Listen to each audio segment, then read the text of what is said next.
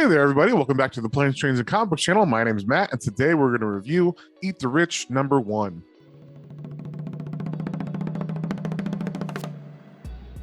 And before we get into that, if you guys wouldn't mind sharing, subscribing, all that good stuff, it really lets me know what you guys like so I can make some good content for the channel. So with that being said, let's get straight into it. So as we see, we got the cover here, and it is a Boom Studios book. It's the #1. And basically, I picked this up because it just looked kind of like a horror book, a new horror book. I never heard of the writer, but it's by Sarah Gailey and Pius Bach. So we start off, and there's a girl named Joey, and her boyfriend Aster are going to meet his family for the first time. And I automatically didn't like the way this beginning was written. So you have her talking to herself, freaking out anxiety wise, and then he's telling her all this information about the family over that. So it's a lot of stuff going on. It kind of gave the reader anxiety. Maybe that was the point. I just didn't enjoy reading it. They're going to a place called Crestfall Bluffs. He's saying oh, it's going to be great. You're going to meet my buddy Bumper. I haven't seen him for so long. And then as they go through this tunnel, it switches to him freaking out because we find out that he's been sober recently. And so he's worried about being sober for the party. But it was a little confusing because since she's freaking out and then all of a sudden he starts freaking out, I was like, wait, who's freaking out now? So a little confusing, but there's just basically, it's just, she's nervous about meeting his family, being good enough for his rich family. She knows they're rich, and him just kind of freaking out about being sober for the whole weekend. So then they pull up to this nice beach house and we meet the family. So we get the dad, the mom, his little brother, and then this is the nanny. And also there's these people who want to take her bags. And they don't look like bellhops. So these dudes are muscle-bound freaks. So it's kind of weird. Definitely you get a vibe from this that this person watched Get Out, because Get Out is similar to this, and the vibe as far as it doesn't have the racial component, but it's it's a class component. She doesn't feel good enough to be in his family. So there's that awkwardness there already. But then there might be something sinister underneath all this. So. And this is the main first weird thing we get is just the way the bag people are we'll take your bags. She's like, no, I got it. It's just my backpack. They're like, no, we will get your bags. And so, yeah, it's kind of weird. But basically, then she gets a tour of the house. It's big. Obviously, they're rich. It's on the beach. So they talk about, oh, they have 2 dining rooms, both for separate party occasions and a room just for presents and stuff. So she's kind of wowed by how big it is. And also in every one of these rooms, there's a different person cleaning or setting up or something. So you see they have a very, very, very large staff. Then we get this weird scene where the dad is like, hey, Joey, are you a whiskey or a champagne girl? And it's a very weird scene because Aster, the boyfriend, comes up and he's like, oh, she's not that kind of girl. She'll take it's vodka tonic. And then this freaks her the fuck out. I don't know why exactly. The whole not that kind of girl really bothered her. And then she's like, I'm gonna go for a walk. And I don't know, I didn't understand the need of her anxiety. They do say right before this that she's always wanted to fit in and she's been trying to fit in, and I don't know, this is her own anxiety though, eating her up over the need of these people. These people are basically being nice. I would say out of everybody, the boyfriend's kind of stupid, the way that he doesn't tell her things that are obvious family things that she should probably know, or things about this party that they're going to go to. But anyway, she walks away and goes and sees the brother and the nanny on the beach. So she goes to talk to them, and they have a very weird conversation where she's saying I just don't fit in and blah, blah, blah. And the nanny's like, well, basically why you don't fit in is because you're talking to the help. Stop talking to us. We don't try to help us out. Because she offers to watch the baby, and she's like, no, that's my job. If you want advice to fit in, never help the help. Never offer to help anybody because they're getting paid for that.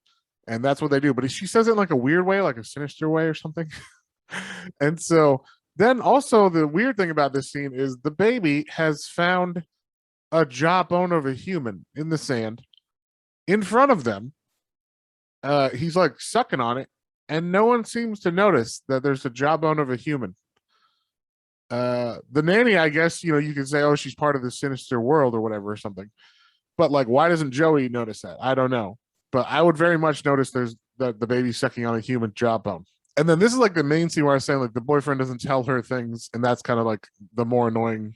He's the annoying person in this because she could fit in a lot easier if he just gave her the right information about things. So she's getting ready for this party that they're having, which is we heard earlier. The dad said it's the retirement party of the groundskeeper, but he's freaking out so much about, I guess, being sober or like just saying, I don't know if I could do this.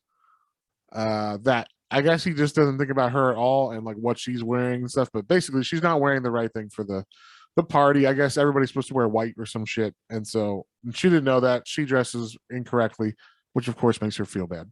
Then we meet his friend Bumper for the first time, and apparently Bumper is going to be the like roast master. And I guess when someone retires in this community, you get roasted by someone up there.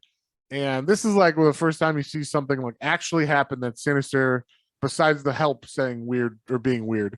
Bumper is doing his thing, making fun of all the people. So he calls out the groundskeeper and everybody laughs. And then the dad and some other people and everybody he calls out leaves. Like they all walk away, and the last person to leave is the groundskeeper. And then once Bumper gets off the stage, he leans over and he's like, "Get out of here as soon as you can. Like you need to leave." And so that's like the first, okay, this is like one of the rich people saying something's wrong.